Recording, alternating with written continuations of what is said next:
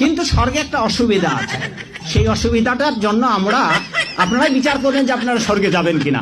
স্বর্গে, সঞ্জয় বাবু, স্বর্গে একটা অসুবিধা আছে, সেটা হচ্ছে কি, যে যেই পরিমাণ আপনার ক্ষুধা লাগবে স্বর্গের দেবতারা এই পরিমাণ আপনাকে খেতে দেবে না।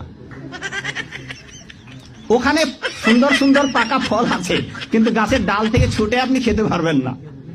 ক্ষুধার ঠেলায় আপনি জল খেতে যাবেন, ওই সরোবরে নদীতে যে স্রোতস্বিনী ধারা আছে, ওই জল আপনি হাতে উঠে খেতে পারবেন না।